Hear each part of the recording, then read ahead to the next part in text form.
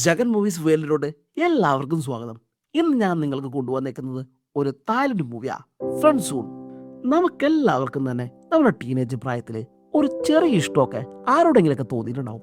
അപ്പൊ അവളോട് വളരെ കഷ്ടപ്പെട്ടൊന്നും മിണ്ടി ചെറിയ ചെറിയ ഹെൽപ്പൊക്കെ ചെയ്തു കൊടുത്ത് ഒരു ഫ്രണ്ടായി എല്ലാ സിറ്റുവേഷനിലും കൂടെ നിന്ന് ബെസ്റ്റ് ഫ്രണ്ടായി ശേഷം അവളോടൊന്ന് ഇഷ്ടമാണെന്ന് പറഞ്ഞാലോ അവളെ ഇഷ്ടമാണെന്നും പറയില്ല, അല്ലെന്നും പറയില്ല, രണ്ടിന്റെയും നടുക്കിൽ നിർത്തും. ഇതിനെയാണ് ഫ്രണ്ട് സൂൺ എന്ന് പറയുന്നത്. ഇപ്പോഴത്തെ പിള്ളേരെ ഇതിനെ ബെസ്റ്റ് എന്നൊക്കെ ആയിട്ടോ പറയുന്നത്. അത് ഇതിനെക്കാട്ടും ബെറ്റർ ആയിട്ടുള്ള അവസ്ഥയാണ്. എന്നാൽ ഇനി ഞാൻ നമ്മുടെ കഥയിലേക്ക് വരാം. ഇവിടെ നമ്മുടെ ഹീറോ 10 വർഷമായി അവന്റെ ഫ്രണ്ടിനെ പ്രേമിക്കുന്നു. എന്നാൽ അവൾക്ക് എല്ലാ കാര്യങ്ങൾക്കും കൂടെ വേണം. എന്നാ ഇഷ്ടമാണെന്ന് പറഞ്ഞാൽ അത് മാത്രം ആക്സെപ്റ്റ് ചെയ്യാൻ പറ്റില്ല. ഇത്തരത്തിലുള്ള 2 പേരുടെ കഥയാണ് ഈ സിനിമയിലൂടെ പറയുന്നത്. അപ്പം ഞാൻ സിനിമയിലേക്ക് പോവാണ്. അതിനു മുന്നേ ചാനൽ ഇതുവരെ സബ്സ്ക്രൈബ് ചെയ്യാതെ കാണുന്നവരുണ്ടെങ്കിൽ ഒന്ന് ചെയ്തേക്കണേ. എന്നാ പിന്നെ മൂവിലോട്ട് പോവാം. സിനിമ തുടങ്ങുന്നത് 2009 കാലഘട്ടത്തിലാട്ടോ. അപ്പൊ നമ്മുടെ ഹീറോയിൻ കിങ് അവരുടെ അപ്പയോടൊപ്പം കാറിൽ ഓരോ വിശേഷങ്ങളൊക്കെ പറഞ്ഞ് സ്കൂളിലേക്ക് വന്നുകൊണ്ടിരിക്കുകയായിരിക്കും. അപ്പൊ നമുക്ക് തോന്നും ഇവൾ അടക്കൊതുക്കുള്ള ഒരു പാവം പെൺകുട്ടിയാന്ന്. എന്നാൽ അവളെ ഇറക്കി അപ്പയുടെ വണ്ടി പോയതും അവളുടെ ഒരു ഓട്ടം ഉണ്ട്, ഉസൈൻ ബോൾട്ട് തോക്കുന്ന പോലത്തെ ഒരു ഓട്ടം. എന്നിട്ട് നേരെ ചെന്ന് സ്കൂളിലെ പുറകുവശത്തെ മതിൽ ചാടാ. അവിടെ അപ്പോ അവളുടെ എല്ലാ കാര്യത്തിനും കൂട്ടേക്കുന്ന അവളുടെ ഫ്രണ്ട് നമ്മുടെ ഹീറോ പാം ഒരു കാറുമായി കാത്തുണ്ടാവും. ശേഷം അവരവിടെ കുറച്ചു നേരം വെയിറ്റ് ചെയ്യുമ്പോൾ അവളുടെ അപ്പയുടെ കാർ അതുകൂടി പാസ് ചെയ്യാം. ഉടനെ അവർ ആ കാർ ഫോളോ ചെയ്യാം. സംഗതി വേറൊന്നല്ല, ഈയിടെ അവളുടെ അപ്പാക്ക് വേറെ ഏതോ സെറ്റപ്പ് ഉണ്ടോ എന്ന് അവൾക്കൊരു സംശയം. ഇന്നാണെങ്കിൽ വേറെ എവിടെയോ മീറ്റിംഗ് ഒക്കെ ഉണ്ടെന്ന് പറഞ്ഞ് അപ്പൊ ഓഫീസിലേക്കല്ല പോണേ, അതുള്ളതാണോ എന്ന് അറിയാനാ അവൾ ഈ ഫോളോ ചെയ്യണേ. അങ്ങനെ അവർ ചെന്നെത്തുന്നത് എയർപോർട്ടിലായിരിക്കും. അവിടെ നിന്ന് അവളുടെ അപ്പ തായ്ലൻഡിലേക്ക് ടിക്കറ്റ് എടുക്കും. അപ്പൊ ജിങ് പാമിനോട് അതിനപ്പ തായ്ലൻഡിലേക്ക് പോവാൻ വരണ വീട്ടിൽ പറഞ്ഞ് ഇതിലെന്തോ ഉടായ്പുണ്ടെന്ന് പറഞ്ഞ് അവരും തായ്ലൻഡിലേക്ക് ടിക്കറ്റ് എടുക്കാം. അങ്ങനെ തായ്ലൻഡ് എത്തി അവളുടെ അപ്പ ഒരു ഹോട്ടലിലേക്ക് പോവാ. പുറകെ അവരും. ശേഷം അവിടെ എത്തി അവളുടെ അപ്പ ഒരു റൂമിലോട്ട് കയറും. ഈ സമയം തൊട്ടപ്പുറത്തെ റൂമിൽ ക്ലീനിങ് നടക്കുന്നുണ്ടാവും. അപ്പൊ ഗിങ്ങും പാമും അവരെ കണ്ണുവെട്ടിച്ച് അകത്ത് കയറും.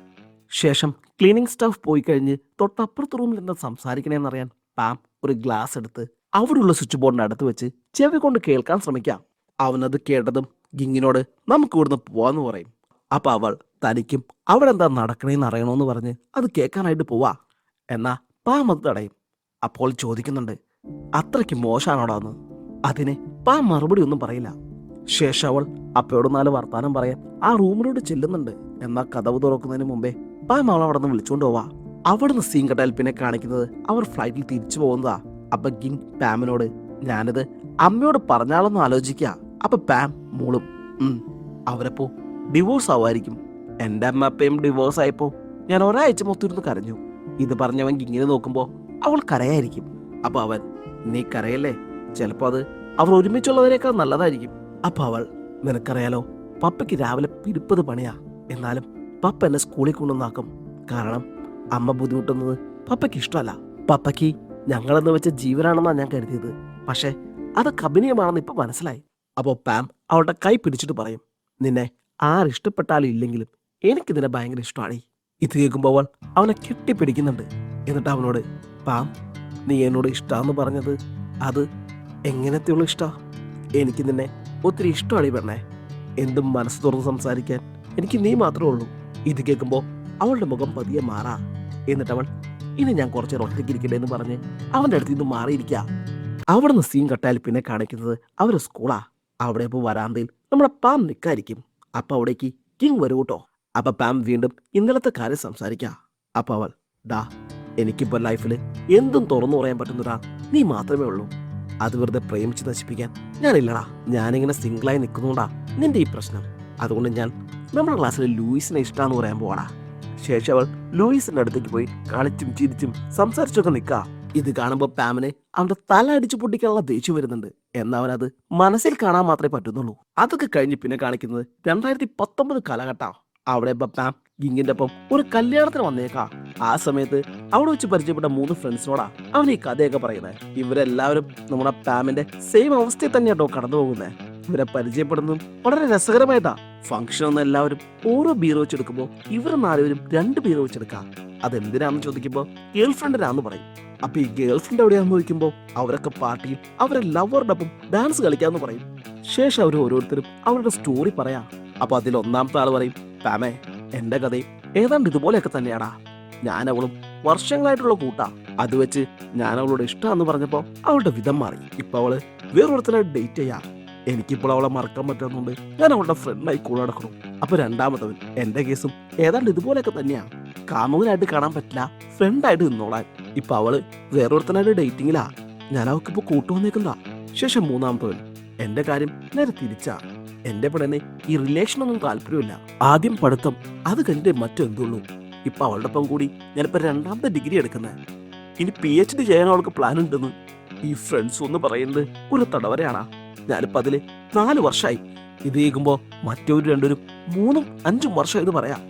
അപ്പൊ നമ്മളെ പാം ഞാൻ 10 വർഷമായെന്ന് പറയാ. ഇത് കേട്ട് അവന്മാര് കുടിച്ച് ബിയർ റിട്ടേൺ വരാ. നീ 10 വർഷമായിട്ട് ആ പെണ്ണിന്റെ പുറകെ ഇങ്ങനെ നടക്കണോ? അപ്പൊ പാം അവന്റെ കഥ പറയാൻ തുടങ്ങാ.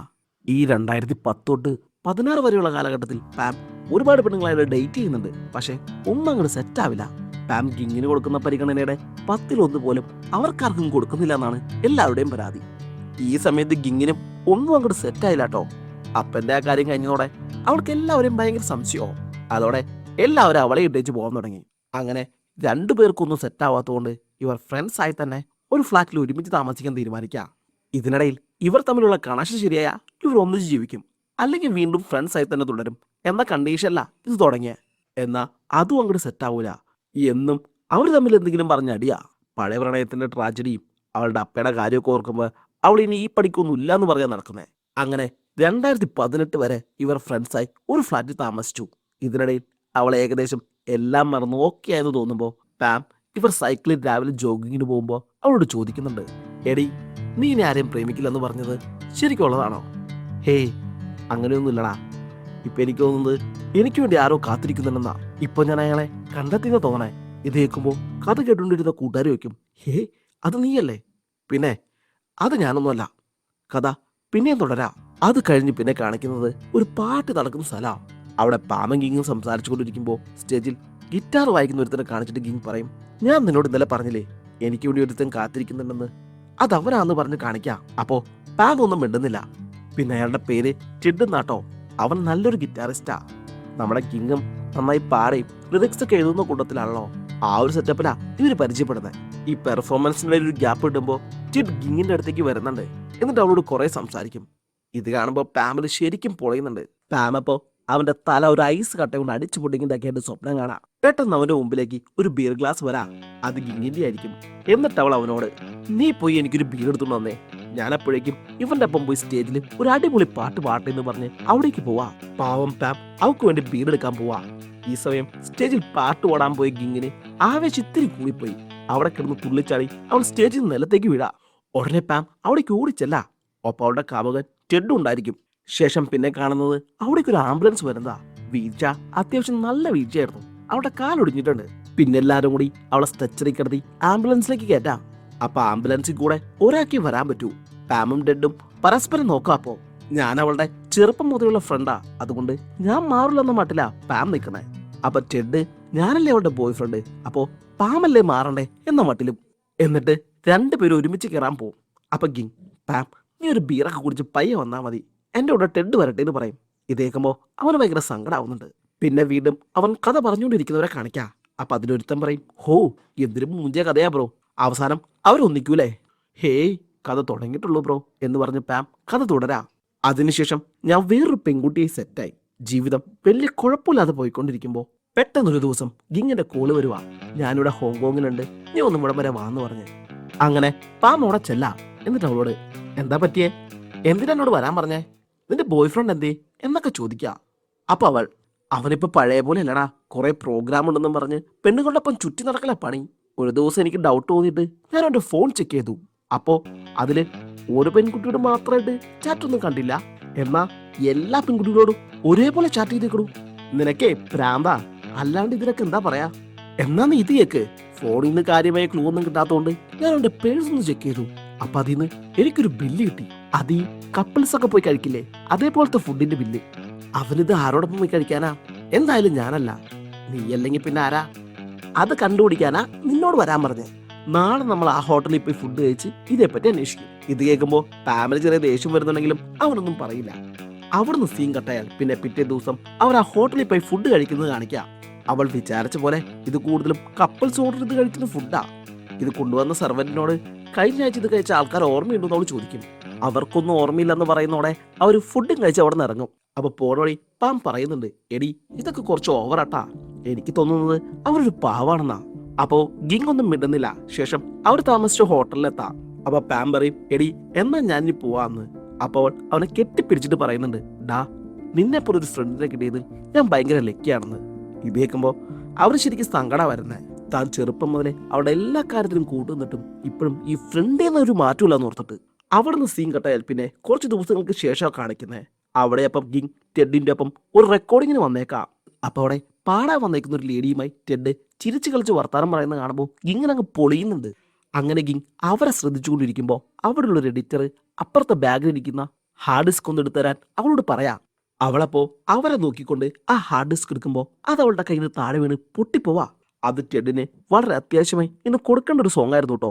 സാധാരണ ഇത്തരം സന്ദർഭത്തിൽ ഒരാളെങ്ങനെ പ്രതികരിക്കുക, ഒന്ന് പൊട്ടിക്കും അല്ലെങ്കിൽ 4 ചീത്ത പറയും. എന്നാ ഇതൊന്നും അല്ല ഇവിടെ സംഭവിച്ചേ. ടെഡ് അത് സാരമില്ല, എല്ലാവരും ഇവിടെ തന്നെ ഉണ്ടല്ലോ, നമുക്കൊന്നുകൂടി റെക്കോർഡ് ചെയ്യാന്ന് പറഞ്ഞ് അവൻ വീണ്ടും അത് റെക്കോർഡ് ചെയ്യാം. അത് കാണുന്നതോടെ അവളുടെ മനസ്സിലെ സംശയങ്ങളൊക്കെ മാറി അവൾ പഴയ പോലെയാവും. അതിനുശേഷം ഗിങ്ങും ടെഡും താമസിക്കുന്ന ഹോട്ടൽ റൂം കാണിക്കുക. അവിടെ ഇപ്പൊ ഗിങ് ഒന്ന് കുളിച്ച് ഫ്രഷായി നാളെ പോവാനുള്ള ഡ്രസ്സൊക്കെ പാക്ക് ചെയ്യുക. അങ്ങനെ അവൾ അത് അടക്കി പറക്കുന്നതിനിടയിൽ ടെഡിന്റെ പേഴ്സിൽ നിന്ന് അവൾക്കൊരു കോണ്ടം പാക്കറ്റ് കിട്ടാ. അതോടെ അവളുടെ സംശയം പിന്നെയും കൂടാ. ടെഡിന് അടുത്ത റെക്കോർഡിംഗ് ഹോങ്കോങ്ങിലാ, അതിനവൻ തന്നെയാ പോണേ. അപ്പൊ ഗിങ് അവനറിയാതെ അവനെ ഫോളോ ചെയ്ത് ആ പെൺകുട്ടി ആരാന്ന് കണ്ടുപിടിക്കാൻ തീരുമാനിക്കുക. അങ്ങനെ ആരും അറിയാതെ ഗിങ് ഹോങ്കോങ്ങിൽ പോവാനായി എയർപോർട്ടിൽ വന്ന് നിൽക്കുമ്പോ പെട്ടെന്ന് പാമ്പിന്റെ കോല് വരാ. നീ എവിടെയാ? അപ്പൊ അവള്, ഞാൻ വീട്ടിലാന്ന് കള്ളം പറയാ, എന്നാ വീടിന്റെ മുകളിലത്തെ നിലയിന്ന് താഴേക്ക് ഇറങ്ങി വന്നേ.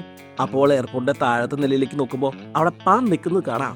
അവൻ ഡ്യൂട്ടി കഴിഞ്ഞ് വീട്ടിലോട്ട് പോവാൻ നിൽക്കുമ്പോഴാണ് അതിലൂടെ ഓടിപ്പടഞ്ഞ് അവളെ ഗിങ്ങിനെ അവൻ കാണുന്നത്. പിന്നെ അവള് എല്ലാ കാര്യങ്ങളും പാമിനോട് പറയും. അപ്പൊ പാം, എന്നാ ഇനി ഞാനും കൂടെ വരാന്ന് പറഞ്ഞ് അവൻ അവളുടെ ഒപ്പം പോവാ. അങ്ങനെ അവർ ഹോങ്കോങ്ങിലെത്തി ടെഡിന്റെ റെക്കോർഡിംഗ് സ്റ്റുഡിയോയ്ക്ക് അടുത്തുള്ള ഒരു ഹോട്ടലിൽ കയറി ഫുഡ് കഴിച്ചുകൊണ്ട് അവൻ അവിടെ നിന്ന് എങ്ങോട്ടാ പോണെന്ന് നോക്കി നിൽക്കുക. അപ്പൊ പെട്ടെന്ന് ഗിങ്ങിന് ടെഡിന്റെ വീഡിയോ കോൾ വരാ. ഇത് കണ്ട് ഒരു നിമിഷം അവൾ പതറുന്നുണ്ടെങ്കിലും പിന്നെ അവൾ നൈസായി മാനേജ് ചെയ്യും. ഞാൻ വീട്ടു സാധനങ്ങൾ വാങ്ങാൻ പുറത്തേക്ക് വന്നേക്കാന്ന് പറഞ്ഞ് അവൾ ഹോട്ടലിന്റെ ജനലിന്റെ അരികത്ത് നിന്ന് പുറത്തുകൂടെ പോകുന്ന വണ്ടിയൊക്കെ കാണിച്ചു കൊടുക്കുക. അപ്പൊ ടെഡ് അവിടെ പാടാൻ വന്ന പുതിയ പെൺകുട്ടിയെ ഫോണിലൂടെ ഇങ്ങനെ പരിചയപ്പെടുത്തുന്നുണ്ട്. അപ്പൊ അവള് ഹായ് ഹലോ സുഖാണെന്നൊക്കെ ചോദിച്ച് പെട്ടെന്ന് ഫോൺ വെക്കും. എന്നിട്ട് ടെഡ് ആ റെക്കോർഡിംഗ് സ്റ്റുഡിയോന്ന് ഇറങ്ങി വരുന്ന നോക്കി അവൾ വീണ്ടും ആ ഹോട്ടലിൽ ഇരിക്കും. ഈ സമയം ഇവൾ ഈ വർത്താനം പറഞ്ഞ പെൺകുട്ടിയില്ലേ, ആ സിംഗർ, അത് ഫുഡ് കഴിക്കാനായി റെക്കോർഡിംഗ് സ്റ്റുഡിയോ ഇറങ്ങി ഇവരിയ്ക്കുന്ന ഹോട്ടലിലേക്ക് വരുവാ. ഇത് കാണുന്ന നമ്മുടെ പാം അവളോട് പറയാൻ ശ്രമിക്കുന്നുണ്ടെങ്കിലും അവൾ അതൊന്നും ശ്രദ്ധിക്കാതെ ടെഡ് വരുന്നത് നോക്കി നിൽക്കാ. അപ്പോ ദേ വരും നമ്മുടെ ടെഡ്. അവനപ്പോ ആരോടും ഫോണിൽ സംസാരിക്കുന്നുണ്ട്. പെട്ടെന്ന് അവന്റെ അടുത്തേക്ക് ഒരു ടാക്സി വരുവാ. അപ്പോ ടെഡ് അതിൽ കേറാ. കിങ് സൂക്ഷിച്ചു നോക്കുമ്പോ ആ ടാക്സിയിൽ ഒരു പെൺകുട്ടിയെ കാണാം. പക്ഷെ മുഖം വ്യക്താവില്ല. ഉടനെ കിങ് വേഗം താഴേക്ക് ഇറങ്ങി പോവാ.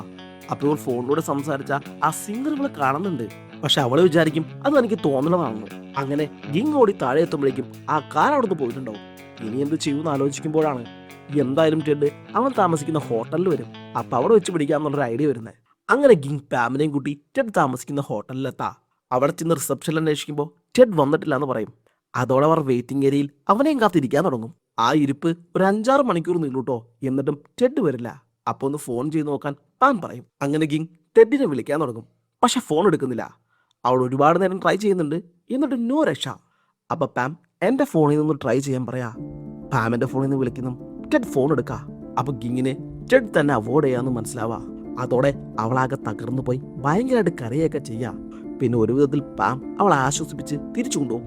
ശേഷം പാമിന് ജോലിക്ക് പോകേണ്ടവരാ. പിന്നെ 3-4 ദിവസം കഴിഞ്ഞാ അവൻ ഗിങ്ങിന്റെ അടുത്തേക്ക് ചെല്ലുന്നേ. അപ്പൊ അവളാണെങ്കിൽ ആകെ ഡസ്ബായി കട്ടുമ്പോ തന്നെ കിടപ്പാ. തീറ്റയും കൂടിയും ഒക്കെ അവിടെ തന്നെ. അവനപ്പോ അവളുടെ മൂടൊക്കെ ഒന്ന് മരുന്നെടുക്കാനായിട്ട് നമുക്ക് കാട്ടിലൊരു ട്രക്കിങ്ങിന് പോവാന്ന് പറയാം. അങ്ങനെ പോണ വഴി ഇങ്ങനെ ടോയ്ലറ്റിൽ പോകാൻ തോന്നാ. ഒരു രക്ഷയില്ലാതെ വരുമ്പോ അവൾ കാടിനുള്ളിൽ കയറി കാര്യം സാധിക്കും. പിന്നെ അവിടെയെങ്കിലും വെള്ളമില്ലാത്തോണ്ട് പാം അവന്റെ ബനിയൻ ഉരുക്കി കൊടുത്ത് അത് വെച്ച് അഡ്ജസ്റ്റ് ചെയ്യാൻ പറയും. പിന്നീട് കാട്ടിനുള്ളിൽ വെച്ച് ഒരു കുരങ്ങൊക്കെയായിട്ട് വള്ളി പിടിക്കുന്നുണ്ട്. അത് ഇതൊക്കെ ഇവരെങ്ങനെയൊക്കെയോ രക്ഷപ്പെടും. ശേഷം അവരൊരു ബീച്ചിലെത്താം. അപ്പോഴേക്കും കിങ് എല്ലാം മറന്ന് പഴയ പോലെ ആവാ. അപ്പൊ പാമിന് വീണ്ടും അവളെ തനിക്ക് കിട്ടുമോ എന്നൊരു തോന്നൽ വരുവാ.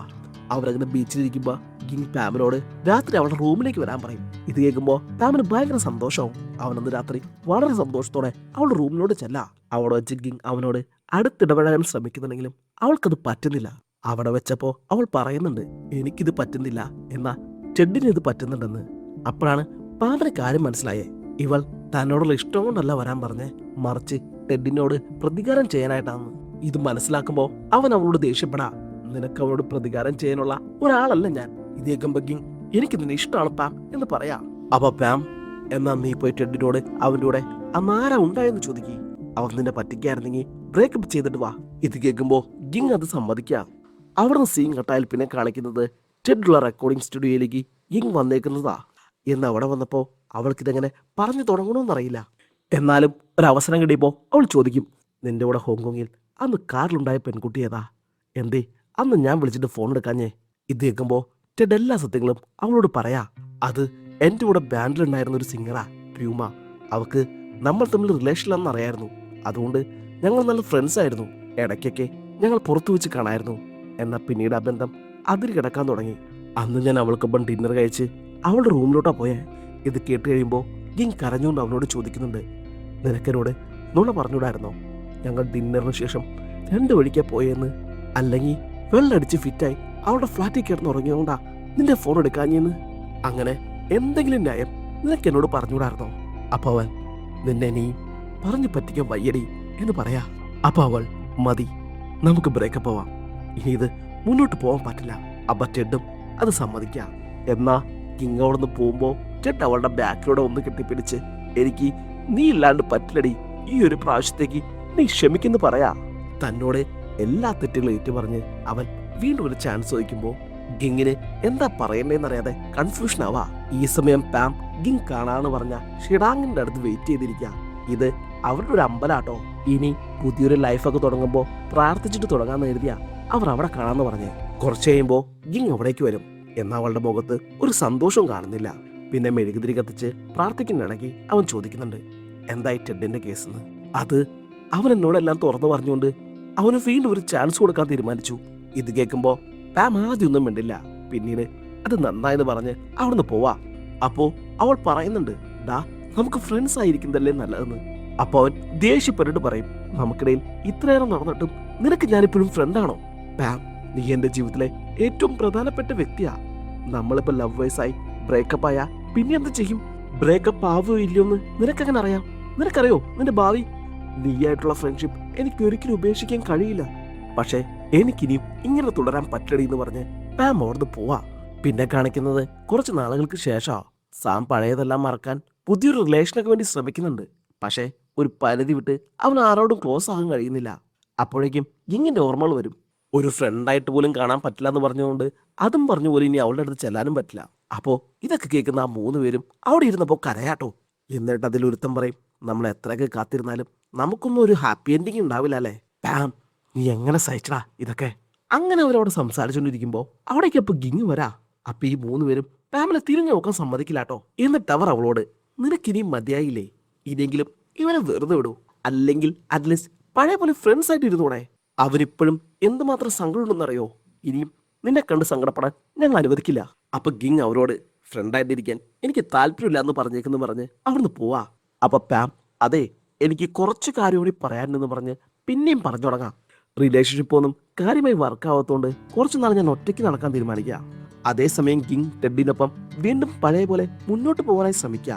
പക്ഷെ അവൾക്കും അവളുടെ ലൈഫിൽ എന്തോ മിസ്സിംഗ് ഫീൽ ചെയ്യുന്നുണ്ട്. അതെന്താന്ന് ശരിക്കും അവൾക്കും മനസ്സിലാവുന്നില്ല. അങ്ങനെ ഇരിക്കെ ടെഡും ഗിങ്ങും കൂടി വീട്ടിലെ സാധനങ്ങൾ വാങ്ങാനായി ഒരു സൂപ്പർ മാർക്കറ്റിൽ വന്നേക്കാം. അപ്പൊ അവിടെ ഇവര് 2 പേരും കൂടി ചെയ്തൊരു സോങ് റിലീസായിട്ട് പ്ലേ ചെയ്തേക്കാം. അപ്പൊ അതിൽ ഫ്രണ്ട്ഷിപ്പിനെ കുറിച്ചും സ്നേഹത്തെ കുറിച്ചൊക്കെ പറയുന്നേ. ഇത് കേൾക്കുമ്പോൾ അവൾക്ക് പാമിനെ കുറിച്ചുള്ള ഓർമ്മകൾ വരാ. തന്റെ ഏത് പ്രതിസന്ധി ഘട്ടങ്ങളിലും എപ്പോഴും കൂടെ ഉണ്ടായിരുന്നത് പാമായിരുന്നു. അല്ലെങ്കിൽ അവനെയാണ് വിളിച്ചിരുന്നത്. എപ്പോഴും നമ്മുടെ സന്തോഷമുള്ള സമയത്ത് ആരൊക്കെ കൂടെ ഉണ്ടെന്നുള്ളത് പ്രശ്നമല്ല, മറിച്ച് നമുക്കൊരു പ്രശ്നം വരുമ്പോൾ ആരൊക്കെ കൂടെ ഉണ്ടാവും എന്നുള്ളതാണ് മുഖ്യം. അങ്ങനെ നോക്കുമ്പോൾ എപ്പോഴും കൂടെ ഉണ്ടായിട്ടുള്ളത് പാമാണ്. പിന്നെ ഒരു സാധനങ്ങളൊക്കെ വാങ്ങി കാറിൽ തിരിച്ചു പോയിക്കൊണ്ടിരിക്കുമ്പോൾ ഗിങ് എന്തോ ചിന്തിച്ചുകൊണ്ടിരിക്കുന്നത് ടെഡ് കാണാം. അപ്പൊ അവൻ, നിനക്കെന്തെങ്കിലും എന്നോട് പറയാനോ എന്ന് ചോദിക്കും. അപ്പൊ ഗിങ് ഉണ്ടെന്ന് പറയാം. അവിടുന്ന് സീൻ കട്ടായാൽ പിന്നെ കാണിക്കുന്നത് കുറച്ച് ദിവസങ്ങൾക്ക് ശേഷം പാമിനെയാ. അവനപ്പോ രാവിലെ ഒന്ന് സൈക്കിൾ ഓടാനായിട്ട് ഇറങ്ങിയതാ. അപ്പോഴുണ്ടടാ നമ്മുടെ ഗിങ് റോഡ് സൈഡിൽ ഒരു സൈക്കിളിൽ നിൽക്കുന്നു. എന്നാ അവൻ അത് തനിക്ക് തോന്നിയതാന്ന് വിചാരിച്ച് അവളെ മൈൻഡ് ചെയ്യാണ്ട് പോവാ. എന്നാ ഗിങ് ഉണ്ടോ വിടണു, അവൾ അവന്റെ പുറകെ പോയി ഞാൻ ടെഡുമായി ബ്രേക്കപ്പ് ആയിന്ന് പറയാ. അപ്പൊ പാം, എന്താ അവൻ നിന്നെ പിന്നെ തേച്ചോന്ന് ചോദിക്കും. ഇല്ല, പക്ഷേ എനിക്ക് നിന്നെ കല്യാണം കഴിച്ച് ജീവിച്ചാൽ മതി എന്ന് പറഞ്ഞ് അവൾ ഓടി വന്ന് പാമിനെ കെട്ടിപ്പിടിച്ചൊരു ഉമ്മ കൊടുക്കുക. അതോടെ നമ്മുടെ പാമിന്റെ കഥ പറച്ചിൽ തീരൂട്ടോ. അപ്പോൾ ഇത് കേൾക്കുന്ന 3 ഫ്രണ്ട്സിനും ഭയങ്കര സന്തോഷാവൂട്ടോ. ഇനി ഞങ്ങളും ഞങ്ങളുടെ ഗേൾഫ്രണ്ടിന്റെ അടുത്ത് ധൈര്യമായി പോയി സംസാരിക്കുമെന്ന് പറഞ്ഞ് അവരവരുടെ അടുത്തേക്ക് പോവാ. പിന്നെ ഇതിനിടയിൽ ജിങ്ങിന്റെ വെഡിങ് റിംഗ് കാണാതാവുന്നുണ്ട് കേട്ടോ. പിന്നെ അവിടെയുള്ള എല്ലാവരും അത് നോക്കലായിരിക്കും. അവസാനം അത് പാമിന്റെ കയ്യിൽ കിട്ടും. അപ്പൊ അവൻ ഒന്നും കൂടി അവളെ പ്രപ്പോസ് ചെയ്യുന്നിടത്ത് ഈ സിനിമ അവസാനിക്കുക. അപ്പോൾ സിനിമ എല്ലാവർക്കും ഇഷ്ടപ്പെട്ടു എന്ന് വിചാരിക്കുന്നു. പുതിയൊരു സിനിമയെ വന്നവരേക്കും ബൈ.